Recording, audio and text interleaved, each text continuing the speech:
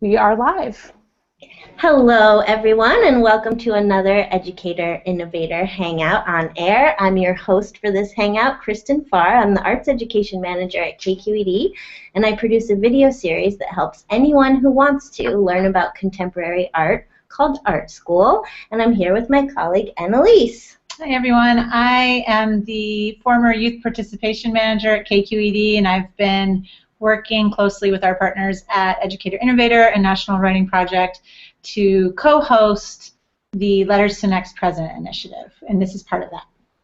So, as you know, today is April 19th, 2016, and we're super excited to be here with an amazing group, a curator, a couple amazing artists, educators, us, you. It's really kind of, if I do say so myself, a group of rock stars.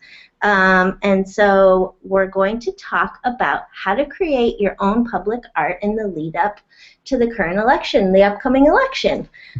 Yeah, and this conversation today, which I'm really excited about, is one of a series this spring that we're calling Media Makes. And these are all going to be featured at Educator Innovator over the coming months between now and June. And these are hands-on hangouts that are part of National Writing Project and KQED's Letters to the Next President 2.0 project, which engages and connects young people ages 13 to 18 so that they can research, write, and make media to really have a strong voice in this coming election. And we see these as an opportunity to get practice using different kinds of media formats and digital media making tools as a run-up to the national call for multimedia letters to the next president that will launch in late July after the Democratic and Republican conventions. So just a few more things before we get started with this Media Make in this webinar. For those of you who are watching the Hangout live, we encourage you to post any thoughts, ideas, or questions that you might have via the Q&A feature that's embedded in the video player. Or please follow along on Twitter. You can tweet your questions using the hashtag #ToNextPrez. And we'll also be doing some live tweeting during this conversation at Innovates Ed and also KQED. So before we start our panel discussion, I wanted to show you the video that we just created. It's called 5 Steps to Making Your Own Political Art, and we're using this as a catalyst to invite students from everywhere and anywhere to create their own political art to support an issue that they believe in that resonates with them, or an issue that they want to address. So hopefully the tech side of it will work and you'll be able to hear the video. And if you've already seen it, nothing wrong with watching it twice, right? So Leanna's going to play it for us.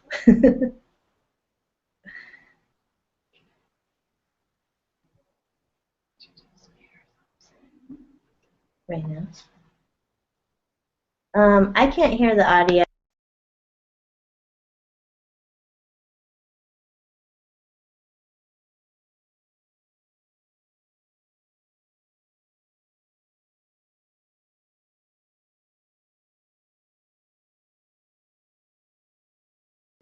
Okay, I was on mute. Sorry, guys. We'll try one more time. I can hear the video on my end, so it's working well. Just give me 1 second. Was on mute while I was showing those slides. Thanks.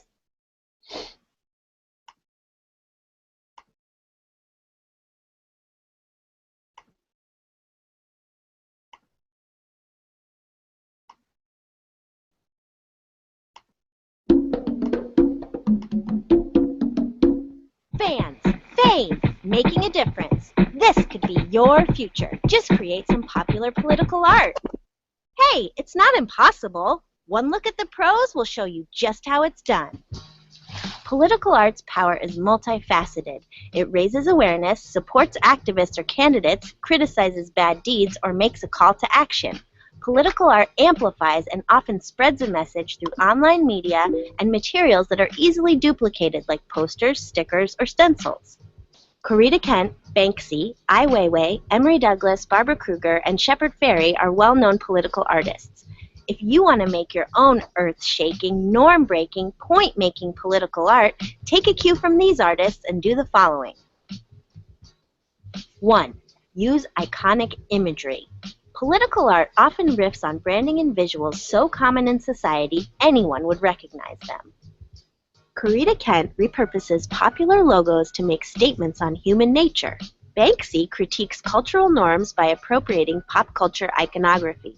Shepard Fairey tweaks historical propaganda to make statements about injustice. Start thinking about how to put your own twist on the imagery around you. The more you brainstorm and practice, the better your ideas get. 2. Develop a distinctive technique. Political art needs to be visually striking and easy to clone. Emory Douglas uses bold lines and powerful symbols to enlighten and inform people about issues of race and injustice. Barbara Kruger uses a winning combination of contrasting colors and big letters to start dialogues about inequality. These attention-grabbing styles communicate a big message quickly with simple designs that can be multiplied and shared everywhere, which is pretty key for getting noticed. 3. Tap into the topical. If you want people to notice your activist art, make it relevant. Emory Douglas's illustrations of civil rights issues from the 1960s still resonate today. Ai Weiwei's exhibition at Alcatraz raised questions about freedom of expression and political imprisonment. Address your era's most pressing issues, and soon you'll have folks nodding in agreement with your vividly portrayed viewpoints. 4. Make your art approachable. If you want people to pay attention to your art, be direct. Most political art doesn't require people to turn to a textbook or channel their inner Socrates, and yours shouldn't either. Make your message easy to understand or risk being missed. 5. Get your art out there. To get your work noticed, you have to put it out in public. Political artists have a long history of making posters for important causes, organizing art shows, and sharing their art with everyone and anyone. So there you have it, the master's tricks for making successful political art. Simple, right? Or is it? Do all artists follow this blueprint? What about you? You have something to say. What would your formula be? What issues would you tackle?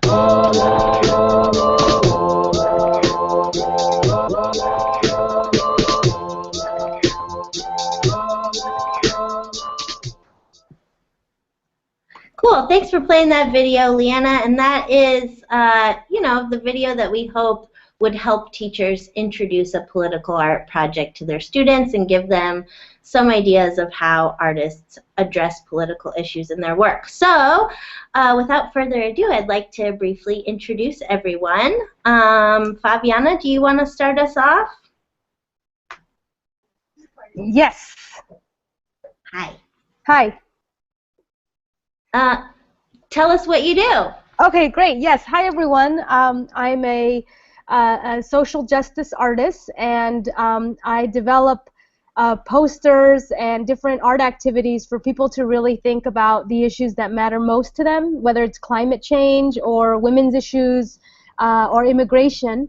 And one thing that I really loved about the video and that I think is just really crucial overall is to understand the impact of how you frame your message, right? So you could talk about the negative impacts that are happening in your community, whether it's reflecting on police brutality or on deportations, or you could also offer solutions and talk about resilience and talk about the ways people are finding these solutions and fighting back. So there's a lot of possibilities in terms of tone and framing.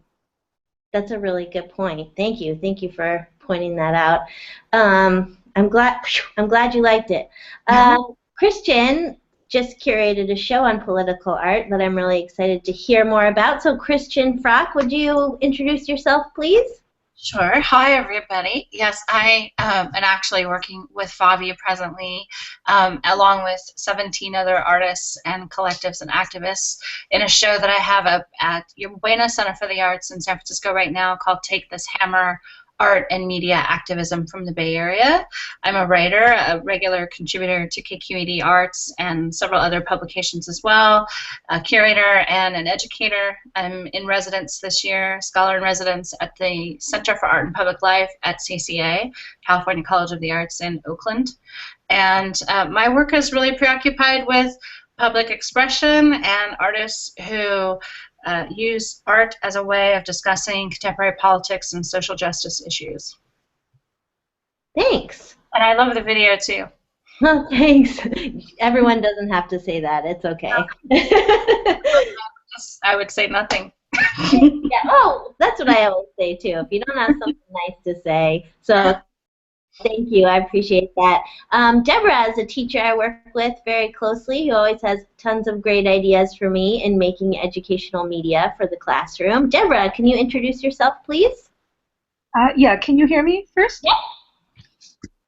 Okay, so I'm teaching art and creative writing at Castlemont High School in Oakland, and we cover a lot of different topics. They're not always explicitly political, but I am someone who believes that whenever you're doing writing or art, there's always something political that you're bringing to it, some kind of message, like, you know, your experience in life is always going to be reflected in your art and your writing. So I feel whether you're really explicitly saying, yes, I'm making a political poster, or you're just writing a poem, there's some social message in it at all times.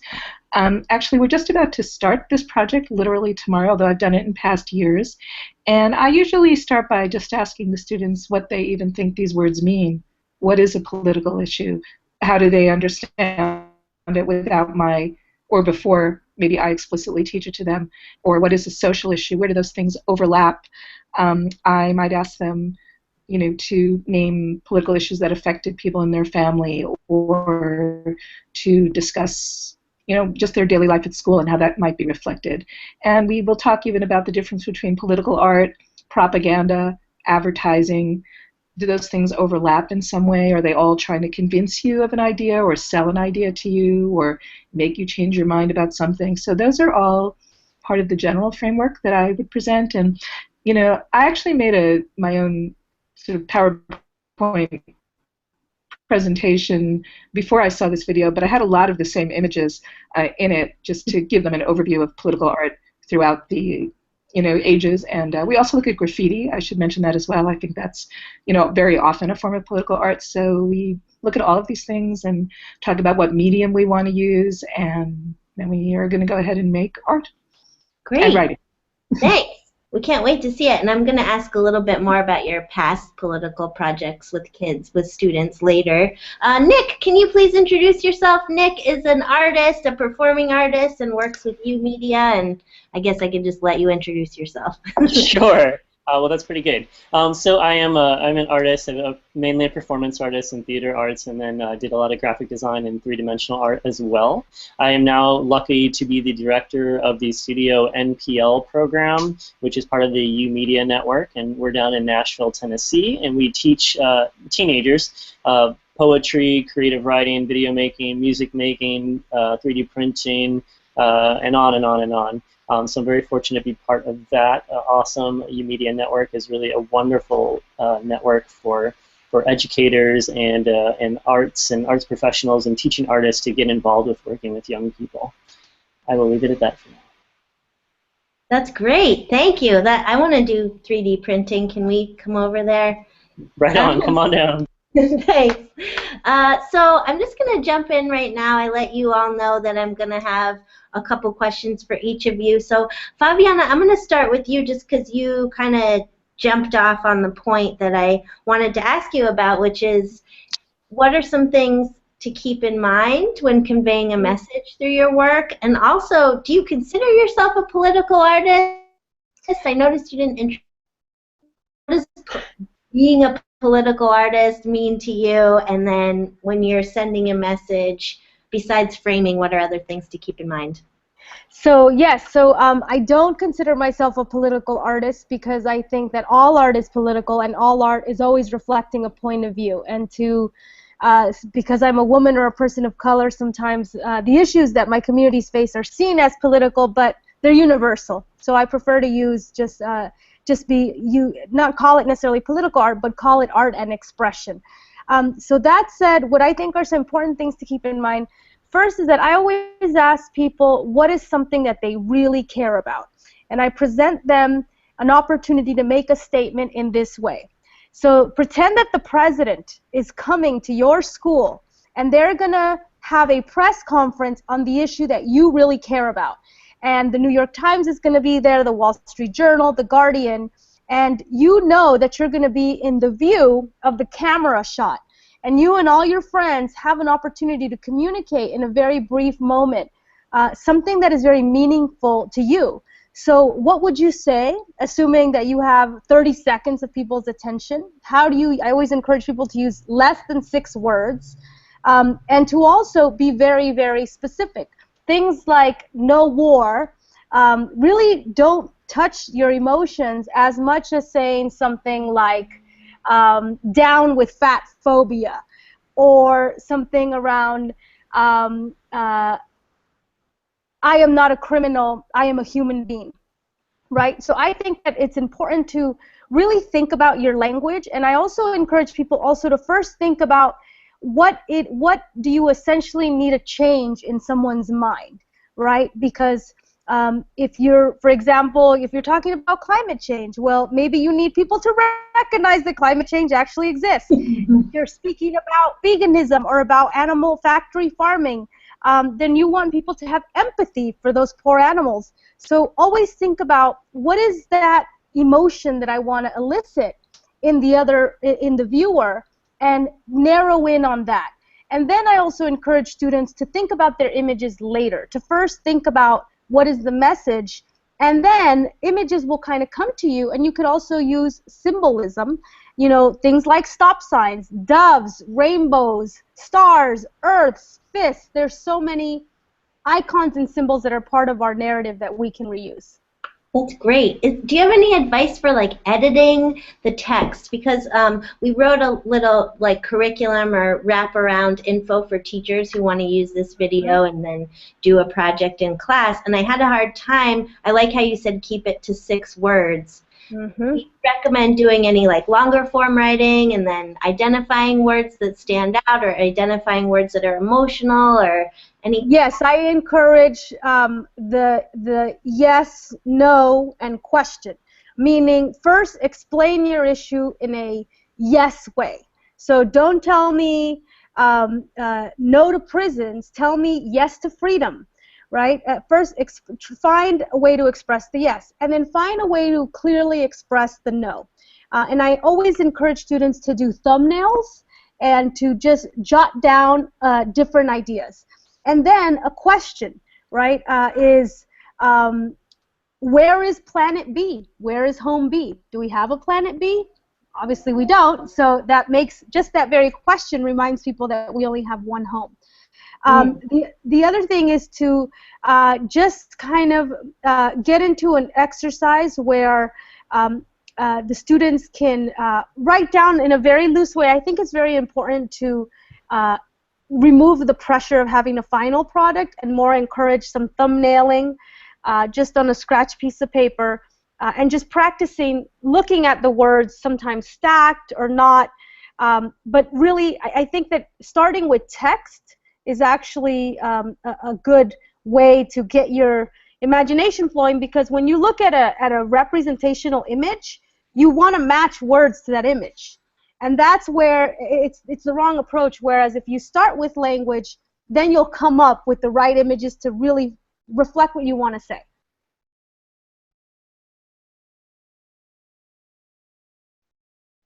Oh, you're muted. I'm just not a digital native, I guess. I'm just going to admit it right now. Is this thing on? Hello? Anyway, sorry. Thank you. That was really good advice. And I just wanted to ask for one clarifying question, because we'll probably have some teachers who are not art teachers. When you say make a thumbnail, you just mean make a tiny sketch, practice it small before going bigger? I say make 6 little rectangles on a black sheet of paper, 6 rectangles on a white sheet of paper, and have them fill it in pencil, stick figures, really, really loosey. Yeah, Good, thank you. The sketching phase is important. Nobody just like, well, maybe there's somebody, but I always like to say in art, like it always takes practice. Nobody just like their masterpiece came out with no practice, but maybe some people would argue, but that's what I think. I'm going to throw it over to Christian now and have her talk a little bit about her Take This Hammer exhibition. Christian, if you don't mind, and like how did you do the curation process and what stood out to you and like what were you looking for in curating this selection of political art, if I might call it that? Yeah, you can call it that. The invitation from Deborah Cullinan, the chief executive officer at Yerba Buena, was to organize an exhibition based on movement from the Bay Area. And I've been writing about that for quite a while and working with artists that work in that realm for some time. And so I wanted, for the purpose of the exhibition, because this is an election year, as this program is also really thinking about as well, I wanted to show a range of possibilities for engagement, like a full spectrum of ways that artists are engaging and using digital media as a way of leveraging their political statements, but also the possibilities in that there's lots of different ways to engage with politics and to engage with public life. It isn't just a matter of protesting in the street. There are all kinds of subtle activities that happen as well. There are things that happen online. And so I really wanted to think about what are all the different possibilities for that with the exhibition. And I also wanted to think about maybe people who don't even really identify as artists, who are making things that draw from visual arts or draw on visual arts realm to produce work that has political statements to it. And so it was an opportunity for me to work with some people who I've worked with repeatedly. I've worked with Fabi on a couple of other things in the past. And then it was also an opportunity to discover some new artists as well. And so really thinking about a lot of different ways of looking at politics and a lot of different ways of amplifying voice. And so there's 18 different types of collective artists working collectively, working individually. I do want to mention also I have the brochure here, just put that up in front of my face, and this brochure is available in the galleries for free, but you can also download it from the website, from Yerba Buena Center for the Arts website, which is ybca.org. And so if there are educators out there who are interested to get the brochure has new essays from Jeff Chang and Rebecca Solnit and myself. And Jeff actually created a really incredible index in the brochure which looks at culture and equity and funding and politics in statistical terms. And so I think that's one of the sort of primary organizing principles that I brought to the show, is thinking about a lot of different perspectives and how to make it as multi-layered as possible. And Kristen, you're still turned off. You're still muted. Every time. What's the range of issues that the artists in the show address? What are a couple of examples of like really solid pieces where the message is really clear, and can you just like describe a couple of them to us? Oh, well, every single piece is solid. Okay, sorry. There's a whole different spectrum of ways of thinking, and so the Bay Area Society for Art and Activism looked at, took a sort of historical position in creating a timeline of different political actions that happened in the Bay Area. This is a timeline that lives online. It's manifested in the galleries as well. It's actually in the Grand Lobby, so it can be accessed for free along with a series of films. The title for the show is actually borrowed from the 1963 film that KQED and WNET produced with James Baldwin, and so we have that in the galleries as well, in the Grand Lobby, that it can be seen for free.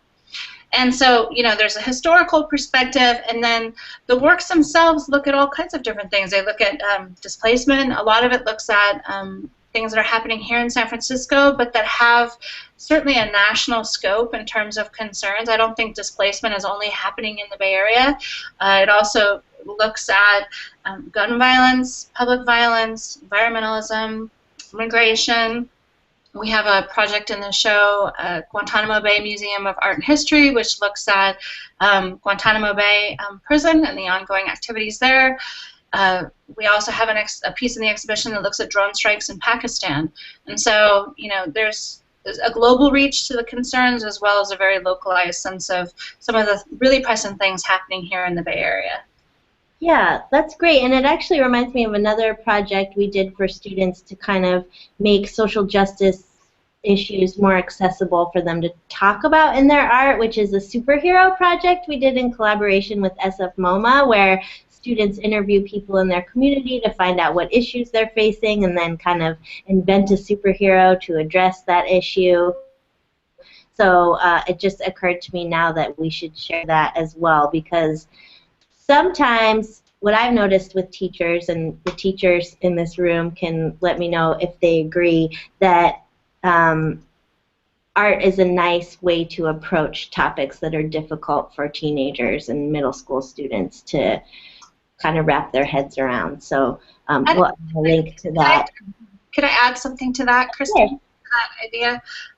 One of the things that I've said many times around the show, around the exhibition, is that the ways that artists engage with politics, for me personally as an individual, not just as a writer and as an educator, but just as an individual, it's how I maintain faith when terrible things happen in the world. As I go online and I look to see what artists have done, and I can usually find things online within 24 hours that artists have done to respond to a crisis or even a natural disaster, whatever the situation can be. And so I feel like one of the really exciting things about what you're putting together here is that this relays those tools to a group of young people who may not have the same access to news and information and to the ability to express themselves to the larger world around us. And so I don't think it's something that just adults benefit from. I think that students benefit from that opportunity to respond to the things that are happening around us every day. One of the works in the I would say actually there are 3 works in the exhibition that deal directly with the death of Alex Nieto, who was killed by San Francisco police a couple of years ago. The verdict, the non-indictment verdict, came down just as we were getting ready to open the exhibition. And it was not only was it amazing to see these works in the exhibition, but it was also cathartic for the community to be able to come together in that exact moment and to see the work there. So I think there's many, many ways in which political art benefits. It isn't just necessarily about advocating for larger change. It's about knitting community and being able to respond to the things that are happening that we can't always control.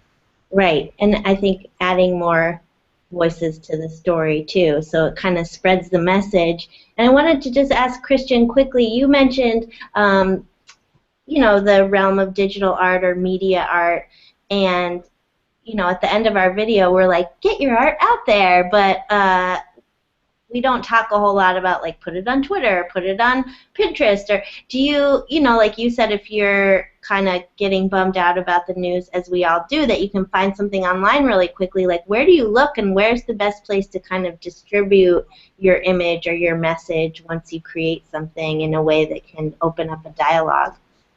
There's so many places to look, and I'm such a geek for all of these. This is like my geek love, is figuring out ways that artists do this. I mean, yes, of course, there's social media. I mean, sometimes some of the people that these ideas are aimed at might not even be able to access social media. They might be too young for that. But there's also subversions of public platforms, and so you can do something. Every semester I ask my students what their favorite social media is, and then I go to work trying to figure out how to learn it. And so, Instagram, obviously Snapchat, Twitter and Facebook, because of me being the age that I am, that's where I look. But I also see really interesting things happening with Amazon reviews and Yelp reviews and places that you're not expecting to find politics. Really interesting interventions that have been launched online. Certainly there's also self-publishing platforms like Medium. So there's a whole range of possibilities for putting it out there. And the exhibition, SoundCloud is another place where we have a SoundCloud file in the exhibition. I think that just moving around online, finding different places to look online, you can find all kinds of places, especially places that aren't expected to be used. I love seeing Amazon reviews subverted all the time. Yeah, that's a new one. Deborah, I'm going to toss it over to you and just talk about how you think you might approach this political art project with your students. And also, can you tell us about that great project you showed me recently where they made work inspired by Kara Walker? And maybe just say a couple words about the artist Kara Walker for people who aren't familiar. You gotta unmute yourself. It's not just me. This one? Can you hear me now? You got it. Thank you. All right, great. I thought I unmuted it, but anyway, I'll just start with the second part of the question. So I actually learned about Kara Walker in arts integration class that I was taking a few years ago.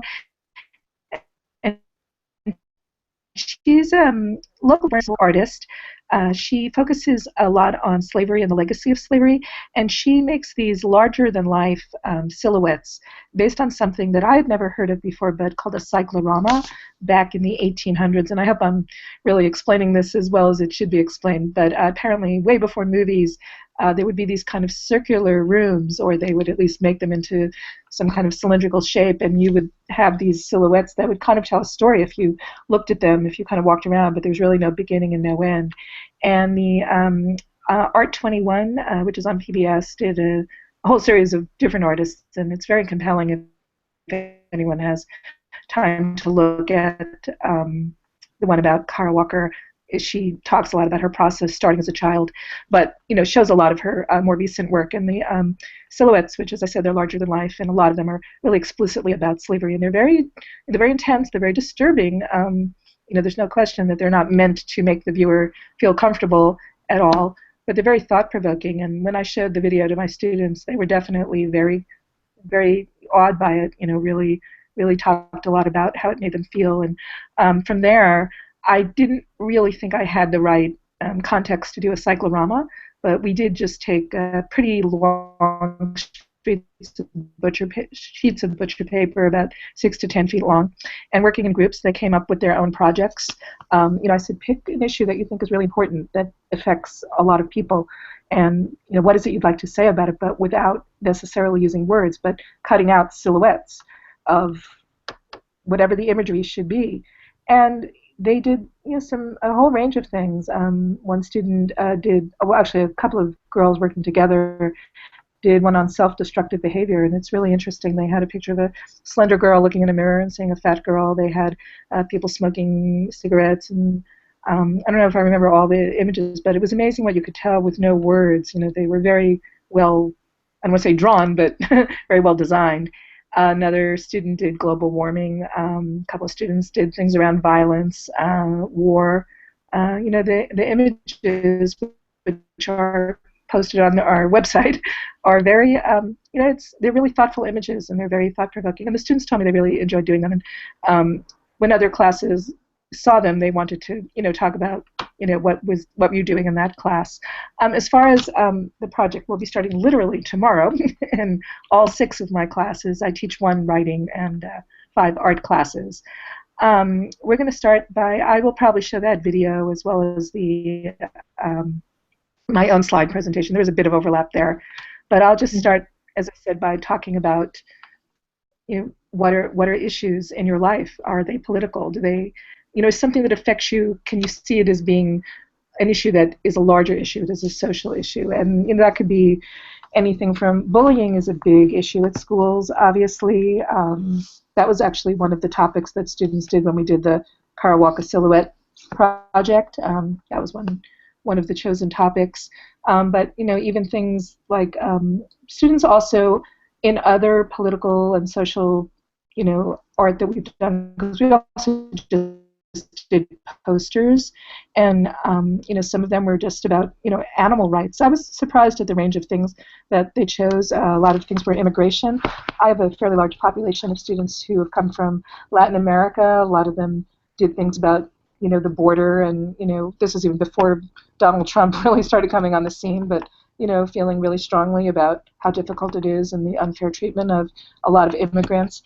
And the other thing that I really am interested in introducing to them this year, which I didn't do as much last year, but I taught history for a long time, and we did look at a lot of art through history, but I also talked about at that time what they call the 7 lenses of history.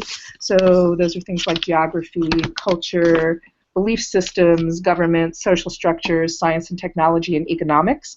And to, say, do you want to use one of those as your lens to reframe or maybe, sort of streamline what your topic is?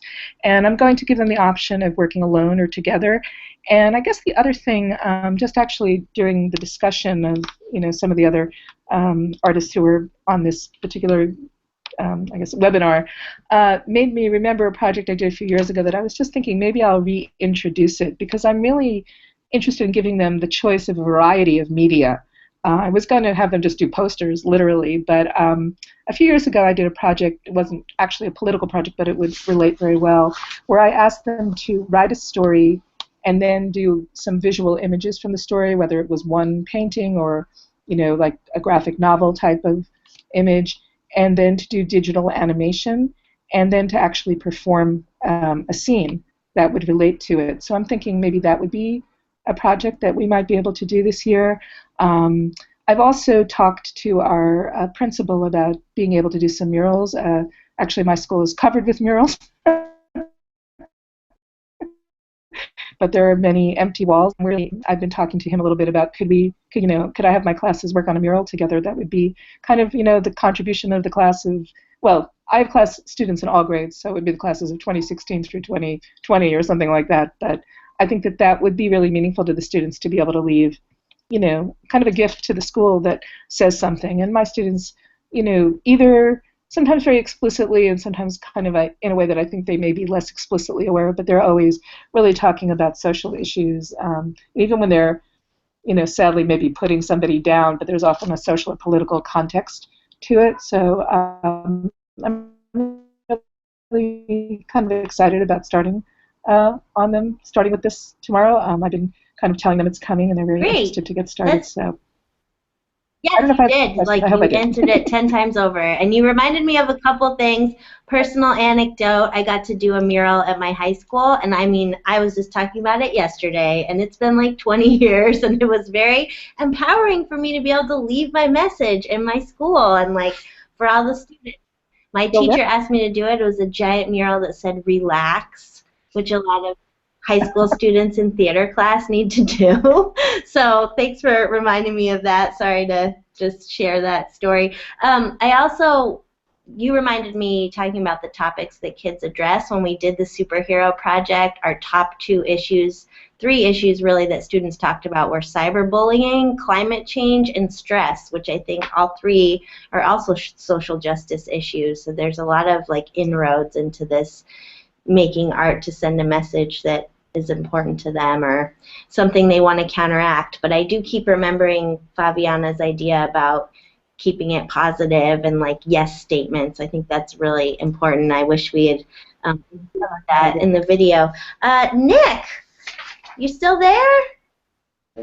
Hi. Right here, yes, hi. Hi. So you've had some students that made political work. Do you want, or issue-related work? Politically charged, issue-related, sure. So can you tell us a little bit about those and your work with YOUmedia, and like maybe like characteristics of issue-driven art that kind of stand out or help make it successful? Oh, sure, okay. And I have to say, with this superhero project you've been touching on, I love it. We did like pretty much that exact project in Chicago at YOUmedia when I was teaching graphic design, and we did it at a branch that was mostly middle school students that we were working with, and it was way out in West Chicago. It was not the best area of Chicago to be in, and we did just that with the superhero. We asked them to come up with an idea, what's the issue in their neighborhood that they wish they could solve, and they did it through the guise of these superheroes, and it was so successful, and they had so much fun, and they found it really accessible both as artists and I think also as audience of each other's art. So I'm so glad you brought up the superhero thing. And yes, we are tackling art, political art, sort of accidentally in my space currently in Nashville. We do quite a bit of spoken word in our space, and that I think inherently gives students the opportunity to tackle like social justice issues and political issues, and especially right now with the campaigning and with a lot of interesting sort of transgender rights issues going on in the Southeast where I am right now. We've been hearing a lot of students bring that up in their spoken word, which is fantastic. But we also found, and I love this story, and I shared this with Annalise a while back, or I think she witnessed it actually, was we have a button club, and it's literally that. It's kids just hang out and make buttons. They use Photoshop or whatever, make buttons, and they stamp out their buttons, and they wear their little buttons. They recently have started making campaign buttons for Bernie Sanders, which you don't see a lot of in Tennessee. But it's super awesome because the girls that were making them are like in 8th grade, and I was curious. I asked them, you know, if you can't vote, and I really want to know why you're so interested in this political process. And they said that you know, because we can't vote, we found it important to get our voice out there in some way. And I thought that was so cool. So they meet every Friday to make these political buttons. And really, the young people that I've worked with in Chicago and in Nashville, and from the stories that I hear from my colleagues, teens and middle schoolers are aware of the political situations that are affecting them and their communities every day, and they're looking for ideas to express that art. And I think that the video that you guys put together, which was a fantastic video, and I didn't have to say that, was great, because one of the great things it touched on, the artist it introduced was like Banksy. So he's great. He's very iconic. I think young people recognize it because it's silhouette, it's graffiti, it's spray paint, and it's stuff that young people can kind of get their minds around, which I think is wonderful. So I think it's a really accessible sort of art. So, and that video just made some awesome points, like making it accessible, making it reproducible. I even wrote some things down in my notes, and I can't find it now. But and it's the same kind of things we try to teach the young people with art. It's try not to make it super, super crazy complicated and come up with all this imagery first. Try to think of just one simple message and try to challenge yourself to come up with the most, the simplest way and the most straightforward way to get that message across.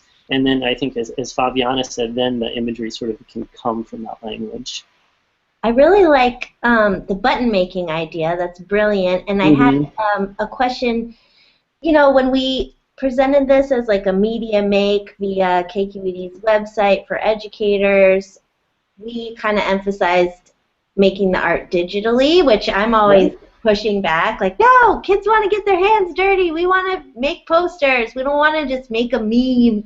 But I'm learning more and more about how creative it can be to make digital art, and especially if a teacher is trying to do this as like a quick activity, or even the sketching phase that Fabiana mentioned can be done through digital art. Do you have any recommendations for like software or apps for doing this project in a digital format? Absolutely, and I am inherently biased towards digital art since I sort of run a digital arts program. But I think it's fantastic, and I think there's so many ways that you can do stuff in digital arts and then print it or make it or create a three-dimensional object out of it. Obviously, not all sites can use like Adobe Suite, those sort of things. It can be very cost prohibitive. But honestly, I've always taught, and I still sort of teach and still sort of use it for myself, is Pixlr.com, Pixlr. You guys may have used it. It's totally free. It's sort of a scaled-back version of Photoshop, but it's kind of everything you need. So I think that's fantastic. And then there's a ton of free software, like GarageBand is free still for a lot of things if you want to do like recording and that kind of stuff.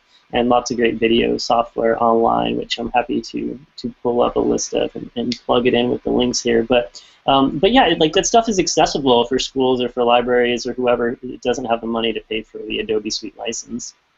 And I like what both you and Deborah said too about the performative aspect, because even though we focused on visual artists in the video, we're already thinking of ways to modify the project to work in a performing arts classroom. That's fantastic. So that's fantastic, yeah. And I actually come from a performance art background and was working for a political theater in Chicago, and I really have a soft spot in my heart for that. And it has so many different on-ramps for people to get involved behind the scenes or on the stage when you're doing performative art. Right. That's what that was sort of the culminating act for our superhero project, is like design a costume, put it on, and go outside and perform an action to solve the problem that you're trying to solve. So like one girl, her issue was stress, and so she taught a yoga class at the school. So there's all different scaling of, depending on the age group and the area and different things. I think there's a lot of room for political art or a superhero that fights for social justice. There's a lot of different ways to modify it. So I'm hoping that we get a lot of evidence of the work that students are making based on these projects. We're getting close to taking questions from Twitter if there are any. I just had one last question that I think I'm going to ask Fabiana, and anyone else feel free to pipe up. If a teacher doesn't have an art background, do you have any advice for doing a project like this in class? Like, I know you get a lot of requests from teachers to come to your class, so like, do you have any just like tips about feeling more comfortable introducing a political art project in class? Yes. So first there's a really great series first there's the KQED videos, and there's also Pharrell Williams did a series called Voice of Art, which mixes, I'm one of the featured artists in that, but mixes poster artists with street artists. So it's great to show just different types of artists. The other thing is I actually do all of my workshops not on a digital program. And the reason is because, I mean, a lot of times I'm going to colleges and not everyone, like, we have a computer to work on. So what I do is just have 11 by 17 paper, markers, Sharpies, scissors, and glue sticks. And I wrote a book with Josh McPhee called Reproduce and Revolt, which is all royalty-free social justice image. It's called Reproduce and Revolt.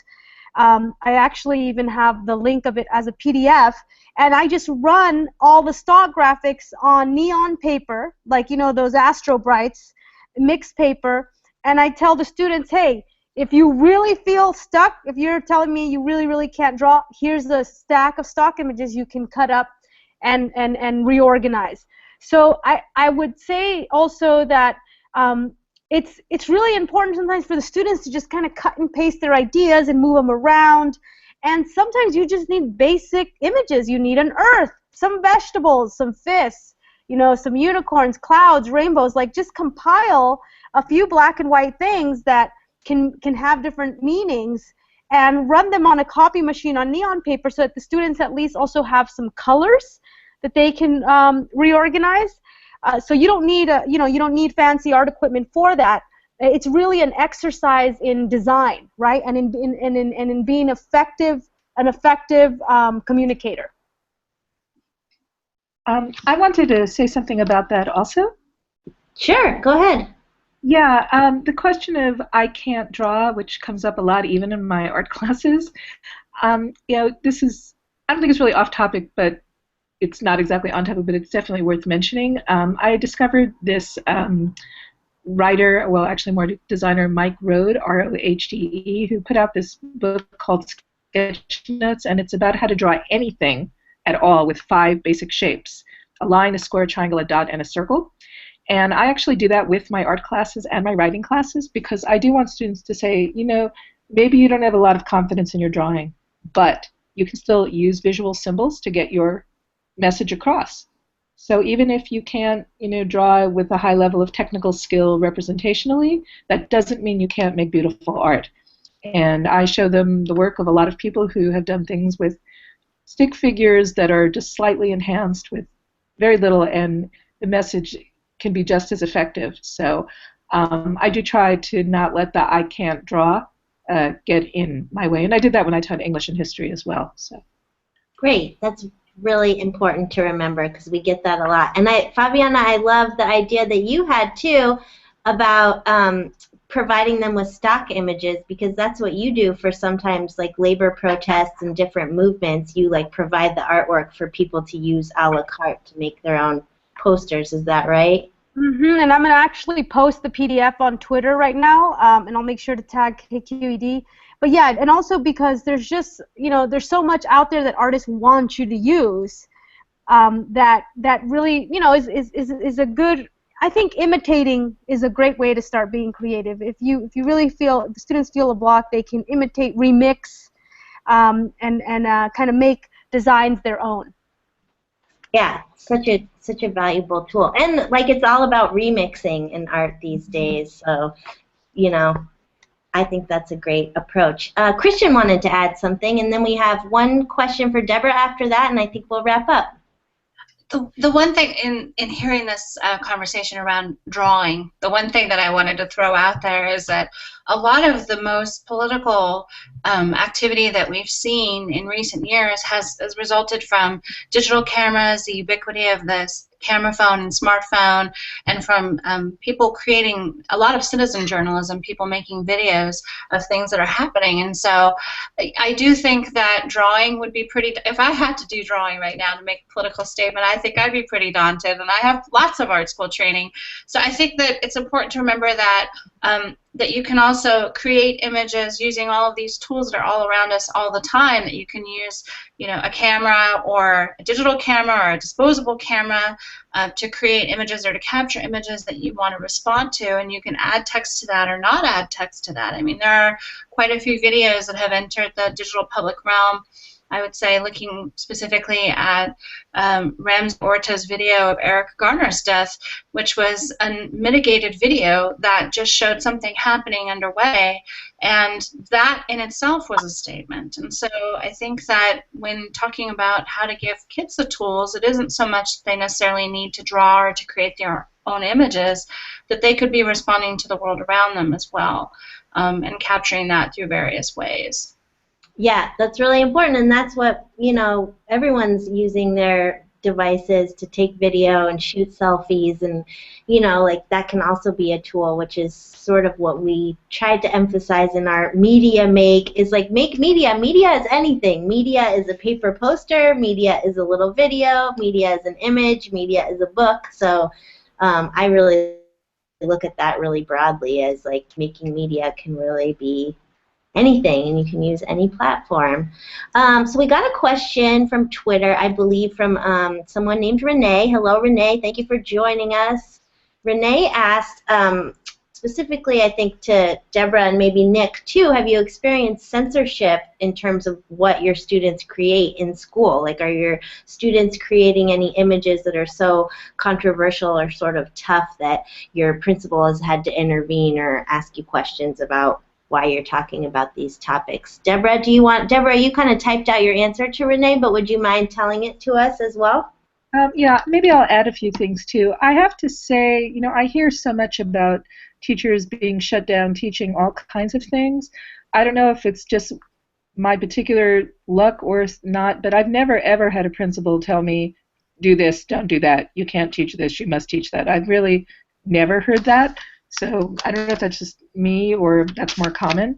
So I'm not getting a lot of censorship explicitly from the administration of any school I've been in.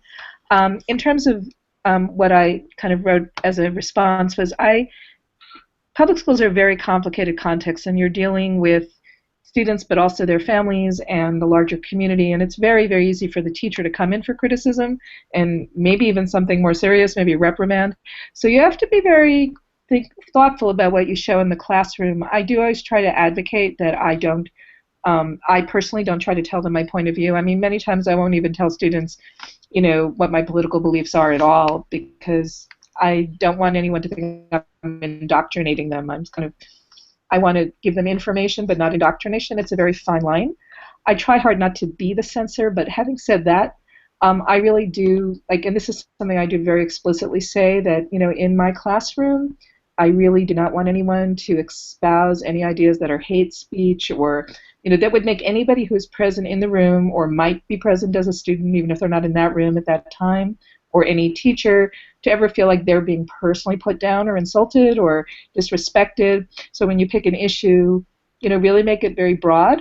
You're entitled to your point of view, but there can't be anything that suggests, at least not in my classroom, you know, harming or taking away the rights of anybody else. But beyond that, I just try to ask questions, guide them, you know, have them discuss things with each other. Sometimes they're much better at giving more direct feedback than I am, because they don't maybe feel all the kind of, you know, issues that I'm always filtering all my responses through.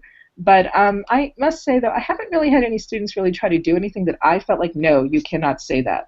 I don't know if that might happen, you know, tomorrow or next year, but for the most part, I myself haven't received any, limitations from admin, and I have really, other than my usual, kind of everyday rules like respect everybody in the room, I haven't had to impose any real limitations either, which I'm really glad about. But, who knows? Somebody might come in and say something, and I might feel like, that feels disrespectful to that group of people. But I try to get them to talk it out as much as possible. Right, and starting the dialogue is kind of the point, I think, of doing these projects. So we're a few minutes over, and I want to be respectful of everyone's time. I'm just reading a note here from Liana, and if everyone, could you all just hang out for 30 seconds after this broadcast and not hang up on me? Thank you. And I wish that we had time to have everyone give a little wrap up, but feel free to do that on Twitter or email us something, and we can send it out to everyone who's participated or watches the archive of this video in the future. And we're going to have a lot more opportunities like this in partnership with Educator Innovator. So they have a newsletter you can sign up for at educatorinnovator.org. And as we mentioned at the beginning, you can follow Educator Innovator at innovates_ed. And if you want to see more videos like our political art video, you can follow us at KQEDArt School. Annalise is going to give us some hashtags. Okay, just mute that, Kristen, because we get that feedback. So yeah.